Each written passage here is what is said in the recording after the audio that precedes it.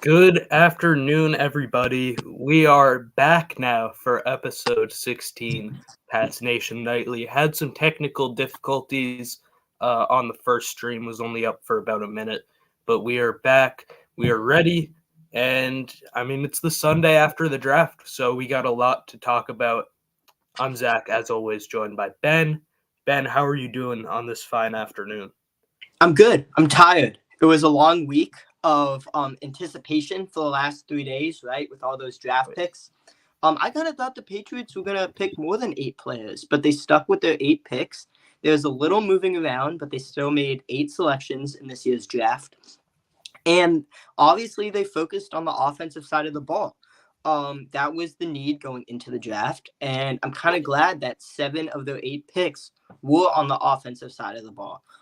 They signed a bunch of key undrafted free agents after the draft ended, which we'll kind of get into towards the end of the show. But focusing on those 8 players, 7 of those 8 players were offensive players, right? There was 2 quarterbacks, so 2 wide receivers, 2 quarterbacks, 2 wide receivers, a tight end, and 2 offensive linemen. There it is, 2 offensive linemen. So they didn't get that running back, which I thought they were going to target in the draft, but that was really my only big takeaway from drafting those offensive players is they didn't really get that running back that I expected. But besides that, I mean, you just set up your franchise really well, and that's what the draft can do. They can either, elevate your franchise to another level or kind of take it down. And they really built around Drake May on days 2 and 3. And that was a good sign to see because, they really didn't do that to Mac Jones in 2021. Yeah, only 1 running back brought in, and that was from undrafted free agency with Deshaun Fenwick. Just shows their confidence in the room they have right now with Ramondre Stevenson and Antonio Gibson, who they signed in free agency. But jumping into the draft, just going over our reactions for each pick in each signing, obviously the first one being Drake May, the future quarterback of the New England Patriots at number 3 overall. Uber talented QB, all like the arm talent that you could want at pick 3. And hopefully it's just the guy for the future. He was ranked on the Beast, the ultimate draft guide, the Beast from The Athletic.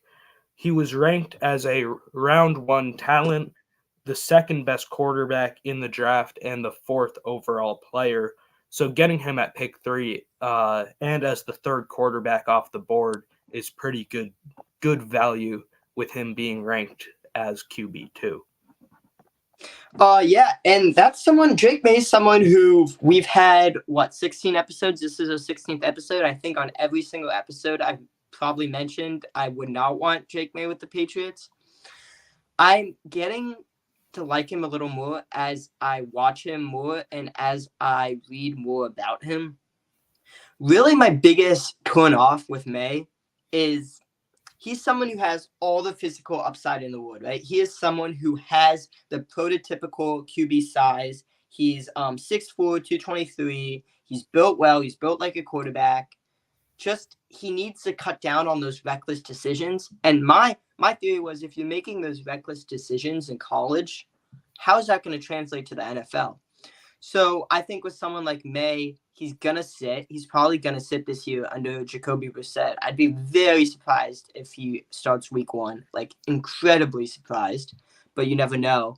But he's someone that, has all the attributes a quarterback would want to have. And I think personally, he has the most upside in this draft. I still think Jaden Daniels is going to end up being very good. I think Caleb Williams is going to be good. But Drake May has a ton of upside. And the thing with him, too, is he's 21, right? A 4-year rookie contract takes him to 25. And there's some rookies that are entering this draft that are 24, So if he's successful, he could be the starter in New England for a very, very, very long time. I'm glad they didn't trade out. That was one thing that I was really hoping they wouldn't do. But I mean, someone like May, I'm excited to see how he progresses in the NFL. He's coming from a very athletic family, like we said a couple shows ago.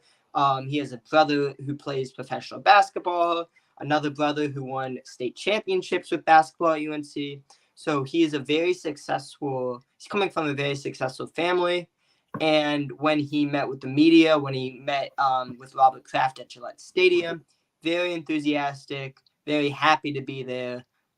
So, I like the fit. Hopefully the Patriots continue to build around him and build that offensive personnel, not making the same mistake they did with Mac Jones in 2021. Yeah, and what I really liked about May, I mean, we could all see on film how talented of a player that he is. But over the last, couple of days, we've been able to also see what he's like as a person and how he prioritizes his family. Like he said, if you're getting me, you're getting us, or something along those lines. Like you're getting the crew. Um, Prioritizes his family, really great relationships there. You also saw how Mike Reese reported this morning how at UNC he would be getting offered all of these NIL deals, and he would always make sure that his teammates were included on them so that his teammates could get some benefits too. That just shows you what type of a guy he is and how he's going to be able to just jump right into the Patriots locker room and be a leader and be someone that his whole team can depend upon. So those are the traits you want out of a quarterback, and Drake May presents them and really has seemingly perfected them. Yeah. Also, I don't think we ever mentioned this, but this kind of goes along with Drake May. The Patriots were inquiring about a trade with Chargers quarterback Justin Herbert a few weeks ago. I just found that really intriguing because Drake May is someone who kind of has a lot of similarities to Justin Herbert, just the way he attacks the football, how he moves around in the pocket. They kind of both look similar in college. So that's the Patriots. Like I would be a little confused if the Patriots got Jaden Daniels after trying to get Justin Herbert, just because they're so different of a quarterback. Jaden obviously scrambles more and that sort of thing. But I mean, I'm really happy with May. I'm much happier than I was 2 weeks ago, I should say, with drafting Drake May. But we'll see how it turns out.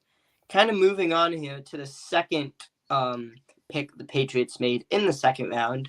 But before we get to that, there was some talk today, as Mike Reese reported, that the Patriots tried to trade back into the first round with the Buffalo Bills. And, the stubborn Buffalo Bills said, no, we're not going to trade with you. Instead, they trade with their other rival, which I don't really get because the Kansas City Chiefs pose more of a threat than the New England Patriots. But whatever, I'm no GM. But that just has me thinking the Patriots are probably interested in a Keon Coleman or Xavier Legette right there. But instead, they get Polk out of Washington. Love the signing as soon as it was made. He's someone who was very high on my list. He has flexibility playing inside, outside, and can come down with all the contested catches. Zach, how do you feel about the Patriots pick? So I believe the report was that the Patriots wanted to move up to 32 with the Bills, not the I think they had 28 originally. Oh, you're So right, that 32. Yeah, yeah, yeah. so that First, that Chiefs trade had already been made, and in that case, I can see it as more likely as to why the Bills turned it down, because why would you trade with the Patriots when you could trade with the Panthers? yep. Um, my guess is the Patriots wanted Xavier Legette, knowing that the Panthers were likely targeting him at 33. He ends up obviously going 32 after the Panthers made that move. But with Polk, I didn't love it right when they picked him, because I thought the Patriots needed like more of a playmaker than he is, if that makes sense. I thought they could use more of a dynamic type player. But then once they got Javon Baker in round 4, it all made more sense. Where like Baker can be your dynamite, and Polk is just gonna be all reliable, which it makes me like the pick a lot more. I think on its own, the Polk pick I didn't love, but once you throw Javon Baker in the mix, it's gonna be a deadly 1-2 punch. I love it. Yeah, and the people who are concerned really about like, man, if we have Javon Baker and Jalen Polk just going deep every play, who do we have, to help Drake May? I mean, people forget that Pop Douglas and Kendrick Bourne are still on this team, right? So I think those 4 receivers are gonna be, I would say, the top 4 receivers. I have a hard time envisioning. I bet one of Juju Smith-Schuster, Tyquan Thornton, Kayshon Boutte make the team. Boutte make the team. I think Jalen Reagor is going to make the team just because of his ability on special teams, like we saw at the end of last season. Mm-hmm. But I do really like Pork. He's someone who he's like you just said, he's not as fast, but that's okay because he is that prototypical, prototype X receiver who the Patriots didn't have. It was non-existent after Devontae Parker left, so they really needed that guy on the outside. Was he like these wide receivers? It's so hard to predict how they're gonna do at the NFL level. Um, but he made Mike Penix much better at Washington. So I personally like the draft signing, and then he so if I'll probably give it a B plus for me as a grade. Zach, what about you? Yeah, so just jumping first, I'd probably give it a B or a B plus. I think maybe B on its own, but B plus when you factor in that again the Patriots got Javon Baker later on, because I do think they're going to complement each other super well. Um, Jumping back to the like wide receiver room predictions, my early guess, and obviously there's a ton of time left. There's still like off-season practices, training camp, preseason, all that good stuff. I would assume Oh, Bourne, KJ obviously, Osborne. Sorry to yeah, interrupt. I forgot. Osborne. So I'm thinking it's gonna be Bourne, Pop, Polk, Javon Baker, Osborne, and I think Taekwon makes it over Rager. But that could change because there's still a lot of time left, obviously. I think Rager is a good player and a good specialist, but not somebody that they're going to need as much next season with Marcus Jones coming back from injury. So Rager might lose his spot as a kick returner, and then it's like, well, does he fit in on the offense? Probably not. Tyquan Thornton seemingly has a good connection with all the other receivers. Uh, he's he's a part of the old regime, so is his roster spot guaranteed? No, not at all. Um, but I do like him as a player and as a fit a bit more than Rager. But it could really go either way. Yeah, and I think we should do we'll definitely do a roster projection show maybe sometime either next week or the week after. As the Patriots roster I think is at 88 or 89 players out of 90. Yeah. 89. So they are at 89 players. Yep. I am envisioning maybe a few veteran signings. Obviously, they only have one room for 3 veteran signings just before training camp starts. That's a really good point on Tyquan Thornton, someone who was drafted 2 years ago in the second round. And he's just been like so unlucky with the amount of injuries that have happened to him. he suffered a shoulder injury last year, 2 years ago, and last year. I just think Jalen Riga makes the team just because of his special teams ability and that he signed that contract, that contract extension in the start of free agency. But we'll see. But that I totally forgot about KJ Osborne. So Patriots do have some talent at the receiver position now. I think KJ Osborne is going to be really, really underrated, and he's going to be really productive. I think Kendrick Bourne is someone who can get back to his 2021 self. Even last year, he played really well. Obviously, Pop Douglas will continue to grow, and then you have these two rookies who will be in there. It should be a bunch of fun at training camp in the summer, just watching these guys and how they, interact with each other, gel with each other, and ultimately make each other better. For sure. And yeah, I guess with that we can move on to the third round pick with Caden. Oh, actually, just jumping back to Polk real quick, I forgot to mention this. I'm with the Beast again, the Athletic scouting report. They had Polk as a third round grade, wide receiver 13, and the 74th best player in the class overall. But it also seems like teams were higher on him than the media and the outside people were. There were reports that he was going to get taken towards the middle to end of the second round. So teams were seemingly higher on Polk than the rest of the media was. But moving on, round 3, pick 68, Caden Wallace. He is primarily a right tackle, but Elliot Wolf said that they do have confidence in potentially moving him to left tackle. He was ranked as a fourth round grade on the Beast and the 14th best offensive tackle in the class. He was not ranked in the top 100 players in the class as well. So, Ben, what do you think about Caden Wallace? This is someone who I've watched, who I spent time watching just because I kind of envisioned the Patriots would target him. And I know you were not thrilled when the Patriots made this signing. I won't quote tweet your text, but you were definitely not thrilled. It grew on me a bit. Okay. Uh-huh. Anyway, Caden Wallace is someone, Penn State, Big Ten football, started 40 games at tackle, doesn't have a ton of experience elsewhere, but he did, when he went to the Shrine Bowl, he did, wait, I might be getting him and Layden Robinson confused. I thought he went to the Shrine Bowl, but I could be wrong. I think he did. Anyway, he has, he did, I think, because he has experience playing. They kind of moved him around a little bit, so he can move around on the offensive line. This is someone who I envision to be a starter for the Patriots. You have Owenu at tackle, or guard. Either one. We'll talk about that with the next signing or next draft pick. But Caden Wallace is someone who can definitely start for the Patriots. Maybe move him to left tackle. He said in his interview he can play left tackle.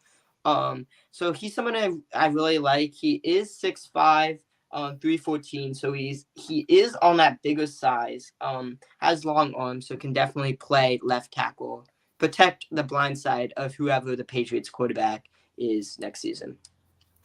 Yeah, so I liked the pick more after we heard just Elliot Wolf's confidence that he would be able to move to left tackle, and Caden Wallace's confidence in that as well. I would have liked a trade up more because there was a run of probably 3 or 4 offensive tackles who were either true left tackles or a guy like Blake Fisher who is a right tackle but has more experience at left tackle, and there's a stronger belief that he can move there.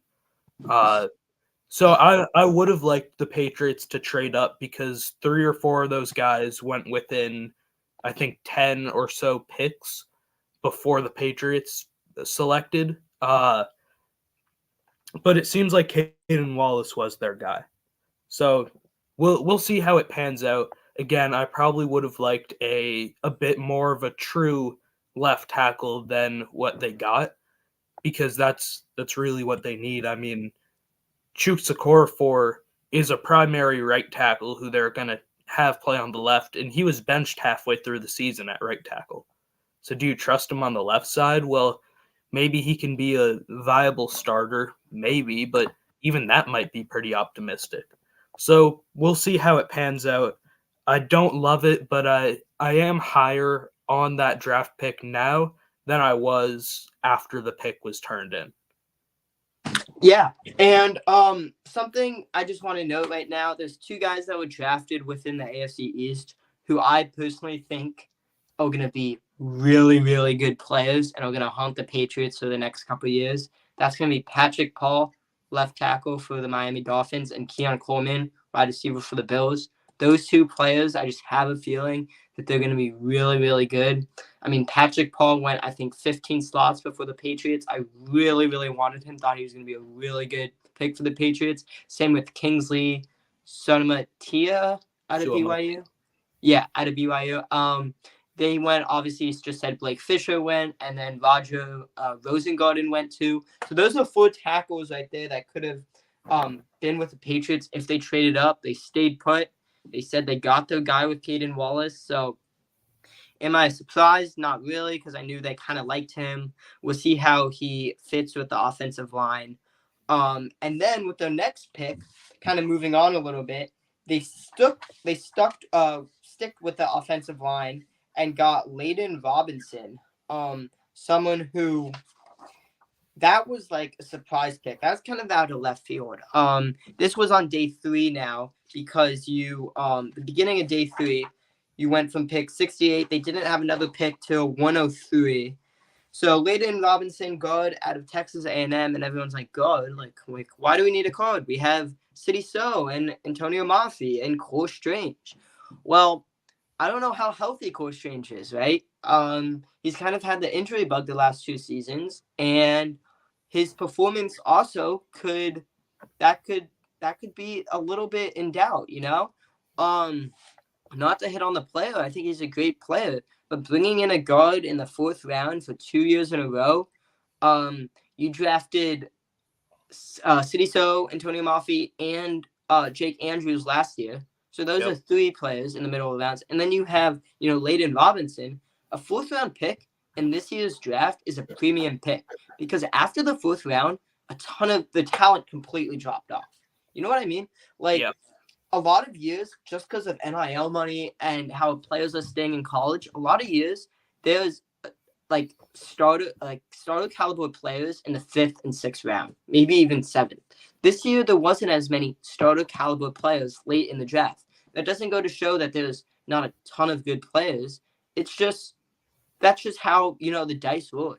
So spending a 4th round pick, which is basically I know you have 110, but basically your last really real pick for a starter in the on your team, and they got a guard, Layden Robinson. I mean, he's a great player, don't get me wrong, but why draft someone unless you know that someone like Cole Strange, City So isn't going to play next season or might struggle this summer. So I think Layden Robinson is going to come in and give, fight for that spot with Cole Strange. I think that's going to be a roster spot to watch for the summer. Yeah, I honestly didn't love the pick just because I'm more confident in the Patriots' interior offensive line than I think most people are. When I did my position rankings, like on what the Patriots needed most, I actually had interior offensive line as the 3rd least needed position, and the only positions that I said the Patriots didn't need more than they didn't need interior offensive line was a long snapper and a punter. So really, interior offensive line, I thought was one of the Patriots' strongest positions. David Andrews, we obviously know what they have there. Certified veteran, like cornerstone player. Cole Strange, although the injury history has been there, I think is a really, truly talented player, and he had a pretty good season last year once he was able to kind of settle in. City So, we saw what he did last year, had a very good season. Antonio Mafi, I didn't think had as good of a season, but also Jake Andrews. when he didn't play as much. There was a very small sample size there, but he in the last game of the season, I believe, started and didn't really let anything up. So I thought he also showed potential there to be able to be a starting caliber interior offensive lineman. So they have guys who, in my mind, can start with Jake Andrews, with City So, with Cole Strange, and then obviously David Andrews, but mostly talking about guards. They have guys who can be good backups with Mafi, some of their free agent signings like Nick Leverett, a lot of really like solid depth at guard. So I didn't see it as a need, but the Patriots obviously see it differently. They probably don't have the confidence in Cole Strange, with him again being selected by the old regime, and now Patriots are using pretty highly valuable assets to seemingly replace Cole Strange. I think it's interesting. I think he's a good player. Layden Robinson is a good player, but I don't love the pick. I think there were bigger needs that should have or could have been addressed. Yeah, completely agree with everything you just said. Moving on, this was the pick I know that made you happy, kind of all of Patriots Nation happy. You needed this pick to take place. This is someone who I was surprised they didn't pick at 103, and when they didn't pick him at 103 and they picked that guard, everyone was like, hold up, what are we doing? But they made it up, picking Central Florida wide receiver Javon Baker. Yep. I said it right? Javon? Yeah, Javon. Javon Baker. Initially started right at Alabama. As we said, this is someone who we previewed a couple weeks ago, but he started at Alabama and then he transferred to Central Florida for more playing time, and it paid off big time, right? He went to Alabama and he really didn't get a lot. I think he caught a handful of passes for, I think it was like a 140, a buck 40, and like a touchdown, something like that. He didn't really, he didn't impact with the Clemson Tide. There was no impact there. So he went to Florida, Central Florida, and he had a huge impact there. And transferring from Alabama to a school like that, I mean, that's a huge risk, and it paid off big time. He's 22, so kind of like he's not too old. And he is someone who I think is gonna have a chip on his shoulder just because he thought he was gonna get drafted way sooner. You obviously heard that with the way he conducted himself in the press conference. Definitely an explosive player. Has all the yak in him. Good running after the catch. Doesn't have top end speed. I have right here that he ran a 4.54. But I'm not really worried about that. He's really good at catching the football in those contested catches. And the big thing, like I said, the yards after the catch. He had 21 catches of 20 plus yards last season. That was fourth in FBS football. So like basically D1 college football. So definitely an impressive pick that I fell in love with. Yeah, he's the real weapon that the Patriots needed. Whereas Jalen Polk, I'd say his main pro comp has been Jacoby Myers. And while Jacoby Myers is a great player, I wouldn't call him a weapon. He's just a reliable player. Javon Baker is a weapon, and he's going to come into spring practices and training camp in the preseason and just dominate everybody because he has that chip on his shoulder already. We saw him on Instagram Live just repeating over and over again, y'all are going to pay, you're going to pay, you're going to pay. It took too long. It took too long. He was expected to go on day 2. People thought potentially he wouldn't even be on the board for the Patriots at 68. He ends up falling to there and then falls to 103 and eventually is taken at pick 110. He just has that dog mentality that you want in a receiver. You want your receiver to just think that he is the best receiver in the league. I don't care if it's Chase Claypool who's saying he's a top 3 receiver when he obviously wasn't, or if it's somebody who truly is the best receiver in the league. you want that type of mindset in your wide receivers, and Javon Baker has that. I love the pick. Pats fans got to get their popcorn ready. I mean, that was quote of the day by far, and That was definitely a comment of all time. it was. We hit the trifecta with Patriots picks. Day one, we had that video of Drake May's brothers, reenacting. I don't even remember what the original video is from, but basically just calling Drake May overrated. Day two, we had the oyster scientist. Day three, we got get your popcorn ready.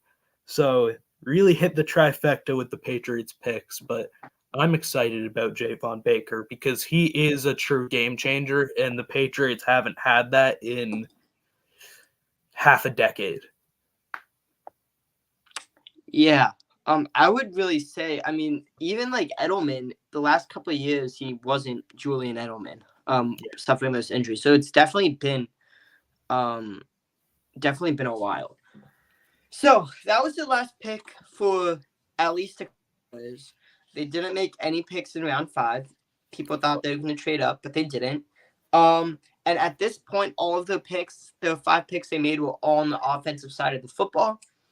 Round 6, it changes. They open it up with a defensive back, Marcellus Dial, defensive back out of South Carolina. Yep. He is a very, I would say, very like mechanically sound cornerback. And he adds depth. He has great speed, 4.4. And he's someone who has a little versatility, but mainly plays either nickel on the outside. Definitely someone who has a chance to make that roster cut come August. He needs a little more, I guess, experience is the right word, just getting down his technique and zone. But against man, he is a very soundproof player. Someone who that position group, like I said, was needed. You needed to draft someone. You needed to draft a defensive back. Christian Gonzalez and Marcus Jones are both coming off injury. You don't really know how they're gonna replicate. If they're gonna, it's people come off differently from injury. So especially Marcus Jones, who suffered that dislocated shoulder. That's like that's a big surgery. So making sure you have that depth there just in case he needs more time to heal. And I think right now, he's going to be on the fringe. He's going to be one of those players who are maybe on the team, maybe not. But I think Alex Austin makes it, Christian Gonzalez makes it, Jonathan Jones makes it, Marcus Jones makes it. And then I think I would say 2 players between Sean Wade, Marco Wilson, Isaiah Borden, and Marcellus Dial. But I would be surprised if Dial does not make it. My guess, and again, this is very early, my guess is that it ends up being Isaiah Bolden and Marcellus Dial. But yeah, Dial, very athletic, needs to work on his technique a bit more, but very athletic corner. I would say pretty high potential there. He, again, turning to the beast from the athletic, round 7 to priority free agent grade, and he was the 37th ranked cornerback in the class. So, good player. Again, I think the Patriots are a perfect spot for him, just being able to develop his technique. Mike Pellegrino, the Patriots cornerback coach, is very good at coaching that. So, I do like the pick. I think it's pretty much exactly what the Patriots needed in that cornerback room. And even with the players coming off of injury, Jonathan Jones had an off-season surgery too. And it wasn't anything major. I don't quite remember what it was. It was just some sort of like cleanup surgery, but still, you have your top 3 guys are coming off of either season-ending injuries or Jonathan Jones, having a cleanup surgery in the off seasons. Not ideal, so getting more depth in that cornerback room is certainly a great idea. Now the big pick, the big selection. the one that caught everyone's eyes, was the one that was made with the 193rd pick. 7 picks before Tom Brady was picked in 2000. Someone who is a quarterback coming from the South, Mr. Joe Milton, who this pick means a few things. Obviously, Drake May is going to be the rookie quarterback, right? Obviously, This is Drake May's football team. Joe Milton pretty much just booted Bailey Zappi off his team, I think. Personally, I think.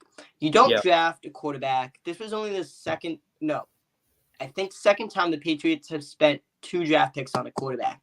The only other time being in like 1983 or something like that, in the 80s. It has been a while since the team has spent 2 draft picks on a quarterback.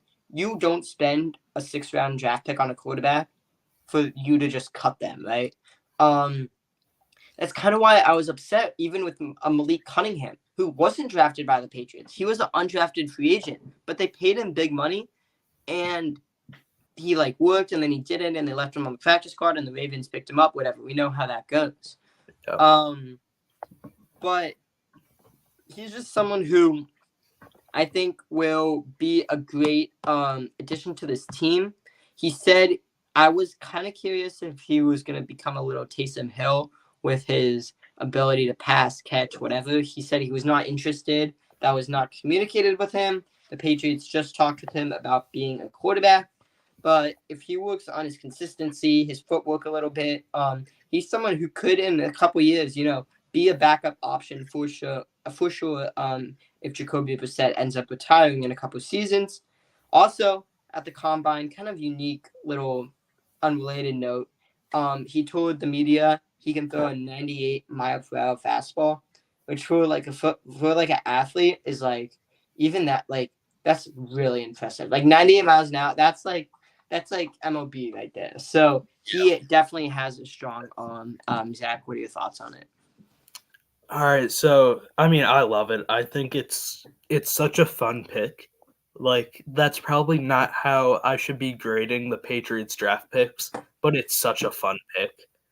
My second favorite quote of the day, behind Javon Baker's "Get your popcorn ready" and all of that, my second favorite quote of the day was Joe Milton talking about how he watches Brock Purdy film, because their games are nothing alike. I just found that hilarious. But yeah, I think Joe Milton is going to be a blast to watch in the preseason. Some people call him Bazooka Joe. Little public service announcement. I was rewatching the press conference with him at the Senior Bowl. He does not like the nickname Bazooka Joe. He prefers Rocket Man. Mr. Rocket, because a bazooka can only go so far. And that's the type of arm that he has, that a bazooka doesn't even encapsulate it well enough. Also talked about when he found out he had extreme arm strength. It was at a QB 7-on-7 camp. They did a furthest throw competition. Joe Milton, as a freshman in high school. Ben, did you see how far he threw it, or do you want 85 yards? Yep. Joe Milton, as a freshman in high school, was throwing a football 85 yards. That is superhuman. Also, we all have seen the video of him throwing an orange over 100 yards. I think it was 110, 115. He said he can throw it further than that, because that was after practice and he was tired. His arm was sore. So the Patriots are getting a guy who can probably throw a football 100 yards. They could be at the 1-yard line, 99 yards away from the end zone, and throw a Hail Mary, and he would get it down there. They're getting a guy who, if the NFL changes footballs to oranges, he can throw it out of the stadium. Very fun player. I think the Patriots will probably he'll get a roster spot on the 53-man roster, if I had to guess. I think the Patriots will use him in some sort of package, not necessarily as a Taysom Hill, as he implied. He doesn't plan on doing that, but as somebody to be a part of QB sneaks because he's 6'5", 240, or throw Hail Marys if they need it because he can throw it 100 yards. I do genuinely think that there is value in having Joe Milton on the team because he can come in and he can be a difference maker if need be. Absolutely. I really do think Joe Milton is making the team, like you said, and will kick off Bailey Zappi. The last pick in the draft for the Patriots was someone who I did not expect to go where he went. I think the Patriots got tremendous value drafting Florida State tight end Jaheim Bell. He is someone who fits the Patriots pretty well. Just his skill set, the scheme he played at Florida State, stuff he did at Florida State, I think was very impressive. The Patriots have Hunter Henry and Austin Hooper as a top 2 tight ends. They usually carry 3 tight ends on the roster. And especially given that, Hunter Henry and Austin Hooper, they're not really blocking tight ends. I think Jaheim Bell can definitely help with that. I think they will end up carrying 3 tight ends on the roster. But if he doesn't, I think Jaheim Bell is going to be like I think Jaheim Bell, besides Drake May, I'm just going through in my head. I think Jaheim Bell has the opportunity to be the best value signing. Besides Drake May, yeah, I think he has the opportunity to be the best value signing in the draft. I think he's going to be a quality starter for the Patriots, and I think he's someone who could be around for the next couple of years for sure. Yeah, I would say him and Javon Baker are the 2 best valued picks from the draft for the Patriots. I honestly thought that Jaheim Bell would be picked in the 4th round by the Patriots. Maybe in the 5th round if he fell there, which I didn't think he would. Obviously, Patriots get him at pick 231 in the 7th round. Again, using the beast from The Athletic, he was graded as a 5th to 6th round caliber player and was the 10th best tight end in the class. So getting him in round 7 and kind of, I mean, it was like more so the middle of round 7, wasn't really the front end of it. Getting a 5th to 6th round player in the 7th round, in the middle of the 7th round, is very good value. I think Jaheim Bell definitely will be a game changer for the Patriots, just somebody who can be a weapon after the catch. I'm really a fan of the pick, and yeah, I mean, not much else to say there. I do really like it. Yeah. So that's the 7 or the 8, I should say, draft picks that were drafted in the 7 rounds of the 2024 draft. Now afterwards, it was kind of a frenzy. There was hundreds of signings happening with these guys, and kind of what happens, right, is these teams start contacting these players and their agents kind of like in the 5th or 6th round. And they're like, if you don't go drafted, we're going to try to sign you. So immediately after that draft ends, it's a done deal. Like all the negotiating is done beforehand. So there's 2 things that a team can kind of offer. They can offer an undrafted free agent contract, which is what it sounds like. You are getting signed to a team for very little money, and you are going to prove yourself on the 90-man roster and hopefully get it cut down to the 53. Then you have the rookie minicamp. And for the Patriots, I want to say, when is rookie minicamp? Do you know? We said it last show. I'm not sure. I actually don't know. Really quick. So rookie minicamp is going to be when these rookies it's kind of a tryout. It's basically a tryout, not kind of. It is a tryout. And it will take place. Wait, I'm pulling it up right here. In May, in 2 weeks. So in 2 weeks, the Patriots are going to have a bunch of players in for minicamp invitations. Right now, there's 3 players on that list. who will try out for that undrafted free agent contract, and that is going to be offensive tackle Tariq Stewart out of North Carolina A&T. Kicker, which is the most interesting because they did not draft a kicker. I thought they could. Kicker Vincent Blancard, I hope I said that right, out of Laval. And then edge Jay Pearson out of Chattanooga. So those are the 3 minicamp invitations. There's going to be upwards to 10 to 15 that ends up happening. And then for the undrafted free agent contract deals, I think I'm counting right now, 2, 4, 6, 8, 10. I count right now because they had room for 11 and it's 89. So 10. These guys are all on the team. All the guys that were reportedly signing undrafted deals are physically, they are a part of the New England Patriots until they get cut.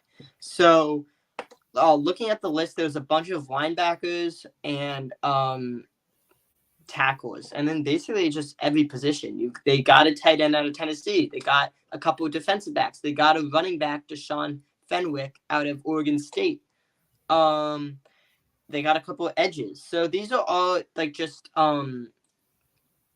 quality depth signings that could end up making the team. The Patriots have that streak. Maybe it ended last year of like 13 plus years of undrafted player making the team. Yeah. Going over them all just real quick, or over at least a couple of them. Once again, because I can't stress enough how great of a tool it is. Going off of the beast from The Athletic, Jontre Hunter, who the Patriots got as an undrafted free agent, was graded as a round 7 to priority free agent caliber player. Was the 24th best linebacker in the class.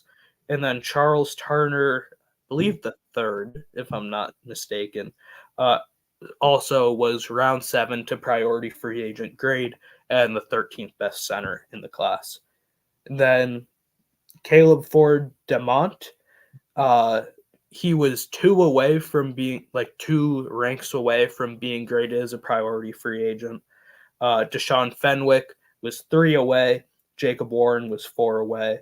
Mikey Victor was 6 away. John Morgan III was 9 away. And then after that, it jumps down a little bit.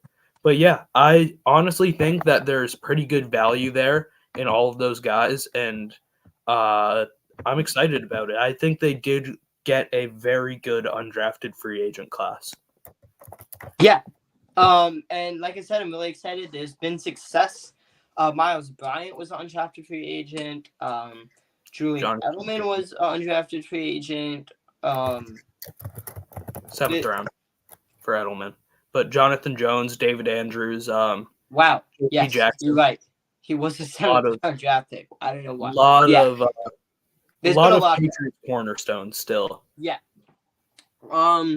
So kind of going just overall kind of takeaway, the Patriots obviously targeted the offensive side of the football, which I was happy about. I would probably grade their draft out of 10.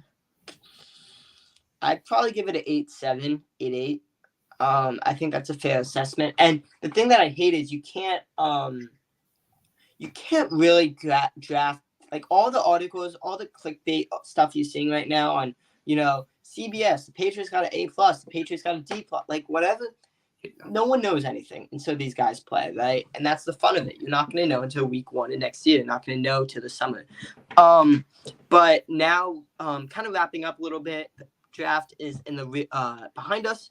So you have rookie minicamp in a couple weeks. Then you have involuntary workouts with players can option to come, option not to. And then training camp starts late July.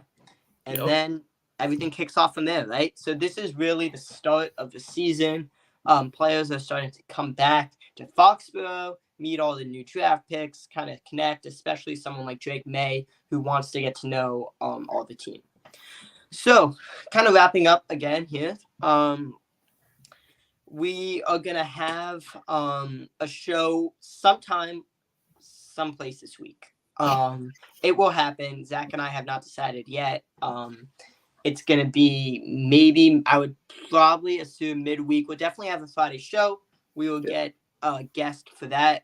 we already have a guest, but you're going to have to figure out and follow the Patriots Twitter, Patriots Nation Twitter, and Patriots Nation Instagram to figure out who our guests are every single episode, or every single Friday. Well, I butchered that.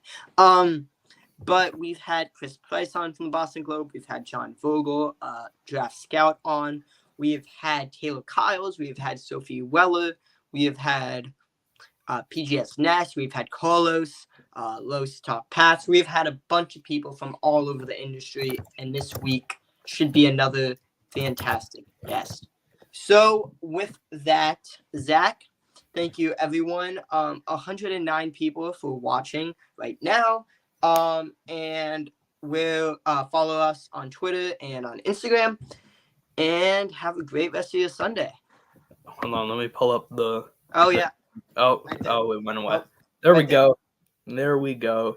Right down there. Instagram, Pats Nation Nightly. X, Pats Nation Night.